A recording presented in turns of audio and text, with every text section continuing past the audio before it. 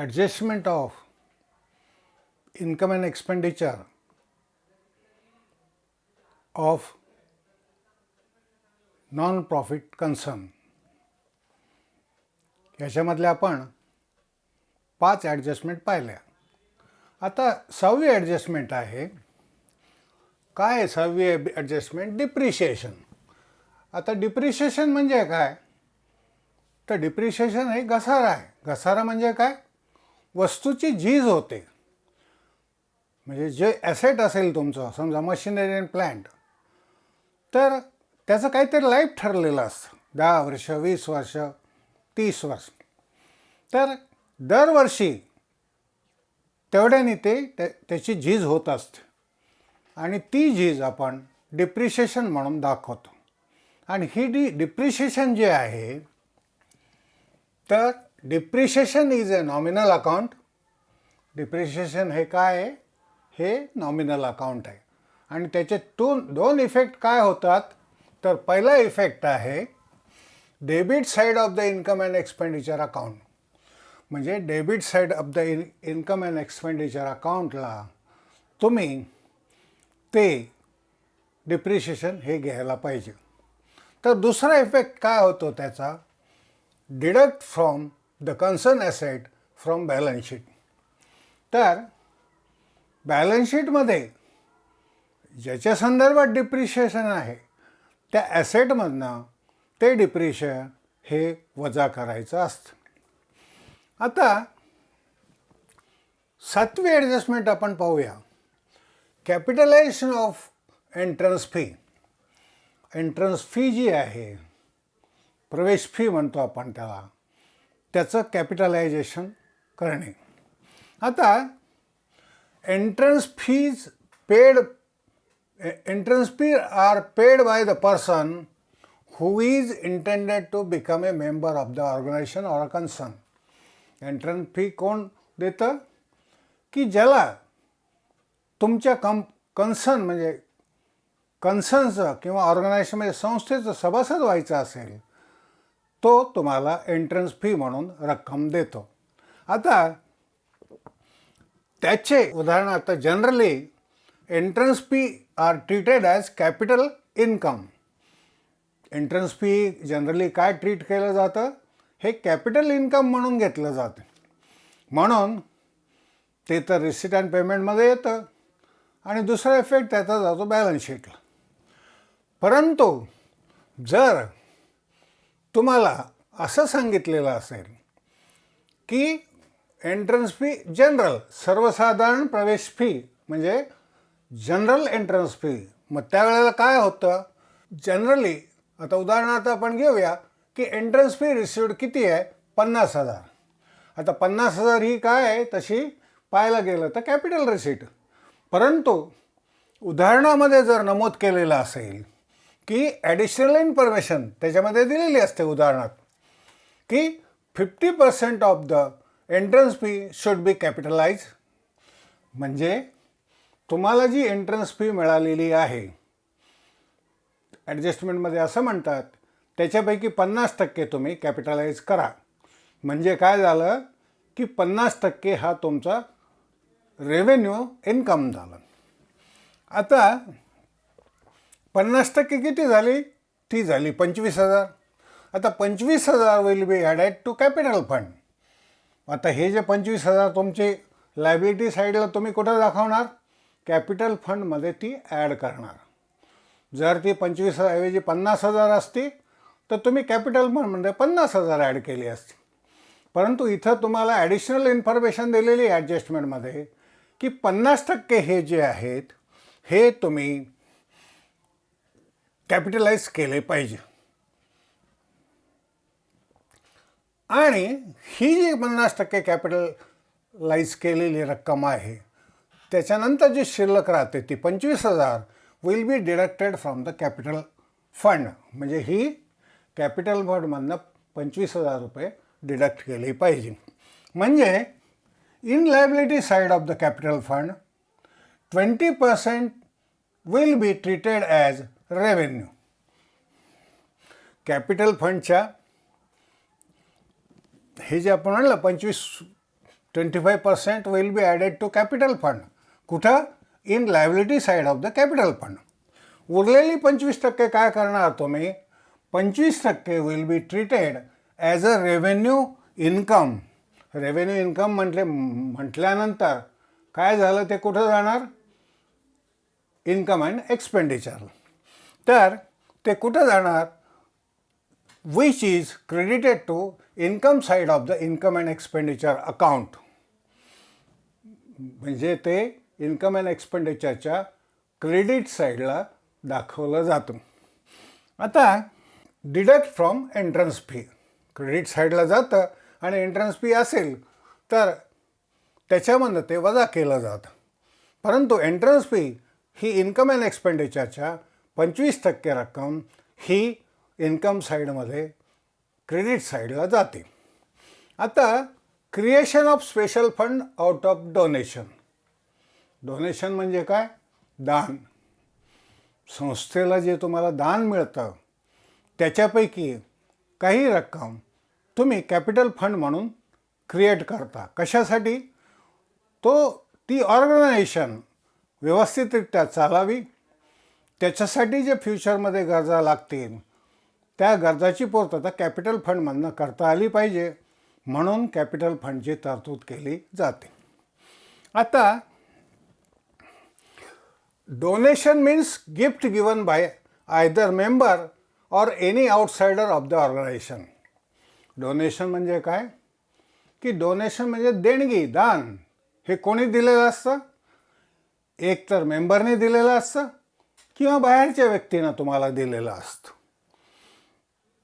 आता type of donation. डोनेशनचे किती प्रकार येतात? 2 प्रकार. पहिला प्रकार कोणता? एक जनरल डोनेशन. जनरल डोनेशन म्हणजे सर्वसाधारणपणे लोकांनी तुम्हाला दान म्हणून रक्कम दिली, त्याच्यात काही तुम्हाला मेन्शन केलं नाही हे कशासाठी वापरायचं, कशासाठी वापरायचं नाही, फक्त तुम्हाला डोनेशन म्हणून ही रक्कम तुमच्या संस्थेला दिली. तर अशा वेळेला जनरल डोनेशन जे असतं हे ट्रीटेड ॲज रेव्हेन्यू इन्कम. म्हणजे जनरल डोनेशन हे तुम्ही रेव्हेन्यू इन्कम म्हणून दाखवायचं. आणि ते कुठे दाखवणार तुम्ही? And will be shown on the income side of the income and expenditure account. म्हणजे ते तुम्ही इन्कम अँड एक्सपेंडिचरच्या क्रेडिट साईडला दाखवणार. कोणतं? General donation. आता दुसरं आहे स्पेसिफिक डोनेशन. स्पेसिफिक डोनेशन म्हणजे काय? की तुम्हाला डोनेशन देत असताना डोनेशन देणारा जो असतो तो काही विशिष्ट कारणाकरता डोनेशन तुम्हाला देतो. उदाहरणादाखल तुम्ही बिल्डिंग बांधायची आहे किंवा बांधता आहे, अशा वेळेला त्या बिल्डिंगला तो बिल्डिंग फंड म्हणून डोनेशन देतो. तसंच तो तुम्हाला डोनेशन जे देतो ते बिल्डिंग फंडला देतो. तसंच डोनेशन हे तुम्हाला देतो बक्षीस देण्याकरता. वेगवेगळ्या प्रकारचे तुम्ही खेळ जे करतात त्या खेळासाठी उत्तेजनार्थक बक्षीस जे तुम्ही खेळाडूंना जाहीर करतात, त्या बक्षीस देण्याकरता जी रक्कम लागते ती ही व्यक्ती डोनेशन म्हणून तुम्हाला देते. आता याच्यानंतर तसंच डोनेशन फॉर स्पोर्ट्स टुर्नामेंट. अजून स्पेसिफिक डोनेशन कोणतं? की तुम्ही खेळाच्या ज्या स्पर्धा भरवता, टुर्नामेंट भरवतात, त्या टुर्नामेंट करता हे डोनेशन दिलं जातं. आता तुम्ही क्रिकेटमध्ये म्हणा, फुटबॉलमध्ये म्हणा, याच्या ज्या वेगवेगळ्या तुमच्या ठिकाणी टुर्नामेंट भरल्या जातात त्याचे बोर्ड जागोजागी तुम्ही पाहता की क्रिकेटला अमुक अमुक चषक आणि त्या चषकाबरोबरच तुम्हाला 1,00,000 रुपये दिले जातील. 2 नंबरच्या स्पर्धकाला 50,000 दिले जातील. 3 नंबरच्या स्पर्धकाला 25,000 दिलं. आता हे जे 1,75,000 हे कुठून येतात? तर जी दानशूर व्यक्ती असते ती दानशूर व्यक्ती ह्या स्पोर्ट्स टुर्नामेंट करता डोनेशन म्हणून देते. म्हणून हे स्पेसिफिक डोनेशन आहे.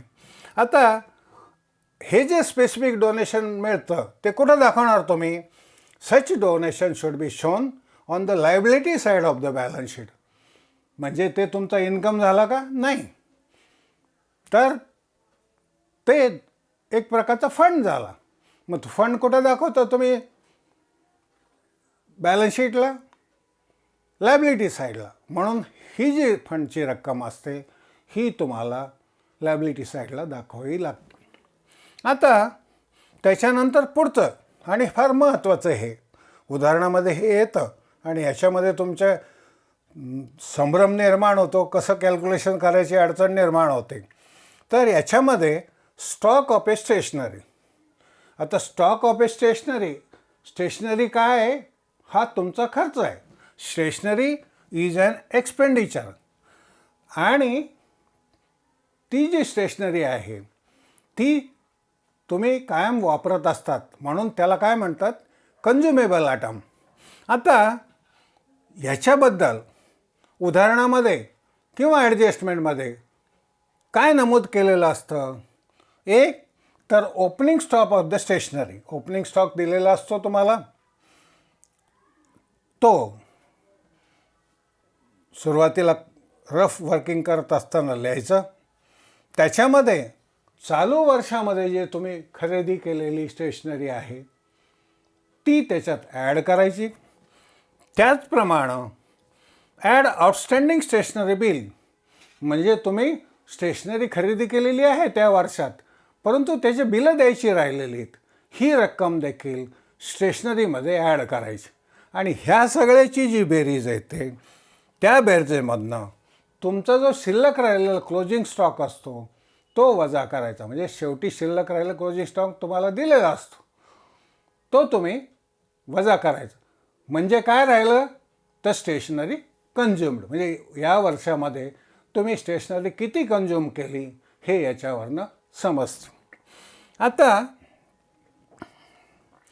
Stationery consumed is to be debited to the income and expenditure account. आता स्टेशनरी कन्झ्युम्ड ही कशासाठी कुठं दाखवणार तुम्ही? या वर्षामध्ये ते स्टेशनरी कन्झ्युम्ड म्हणजे काय? स्टेशनरी करता एवढा खर्च झाला, तो कुठं दाखवणार? इन्कम अँड एक्सपेंडिचरच्या डेबिट साईडला. आणि closing stock of the stationery will be shown on the asset side of the balance sheet.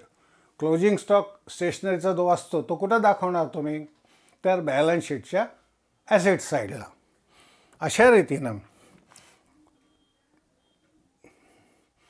अशाच रीतीनं तुम्ही sport material consumed, medical and drugs consumed ह्याचं वर्किंग याच पद्धतीनं करायचं.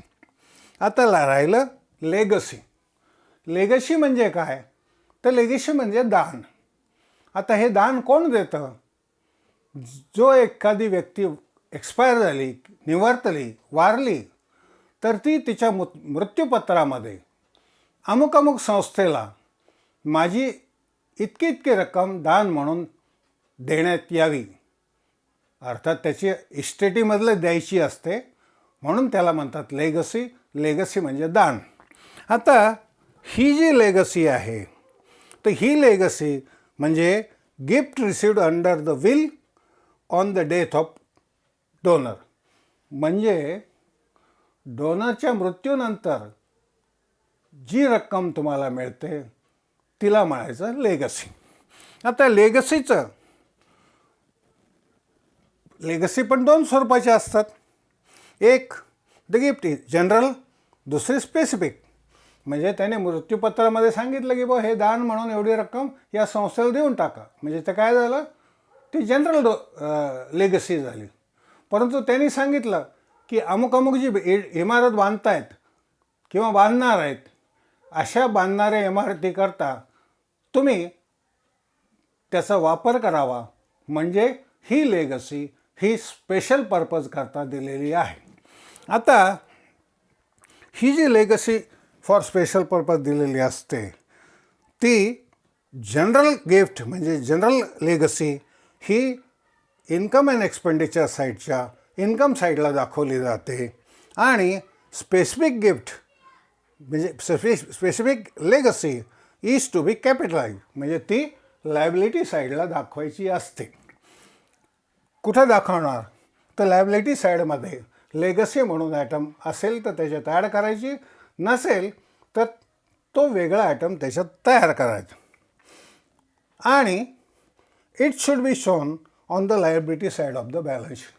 अशा रीतीनं ते बॅलन्स शीटच्या लायबिलिटी साईडला दाखवायचं.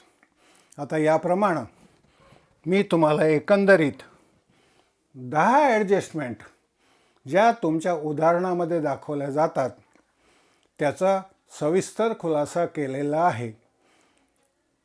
हे जे मी पॉईंट सांगितलेले आहेत हे एखादं तुमच्या पुस्तकातलं उदाहरण घ्या आणि त्या उदाहरणानुसार हे जे मी नमूद केलेले त्याच्यानुसार ते सोडवा, म्हणजे तुम्हाला ते 100% उदाहरण येईल.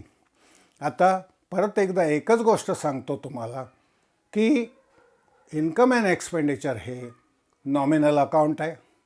दुसरी गोष्ट, इन्कम अँड एक्सपेंडिचर हे totally reverse from the receipt and payment. आता इथं जरी तुम्हाला त्याचप्रमाणे इथं इन्कम अँड एक्सपेंडिचर म्हटलं असलं तरी इन्कम हा सुरुवातीला जरी शब्द असला तरी तुमच्या स्टेटमेंटमध्ये एक्सपेंडिचर अगोदर येतं आणि राईट हँड साईडला इन्कम येतं. एवढी गोष्ट लक्षात ठेवा. याच्यामुळं तुम्हाला हे नॉन प्रॉफिट कन्सर्नचं अकाउंटिंग किंवा इन्कम अँड एक्सपेंडिचर अकाउंट ठेवणं सोपं होईल. आज मी इथेच हे लेक्चर संपवतो. तुम्हाला हा धडा पूर्ण समजलेला आहे असं मी गृहीत धरतो. जर तुम्हाला वाटलं की नाही समजलेला, काय काय अडचण आली, तर तुम्ही तो जो व्हिडिओ मी अपलोड करणार आहे तो व्हिडिओ परत परत पहा, मित्रांनाही सांगा. एवढीच मी तुम्हाला विनंती करतो.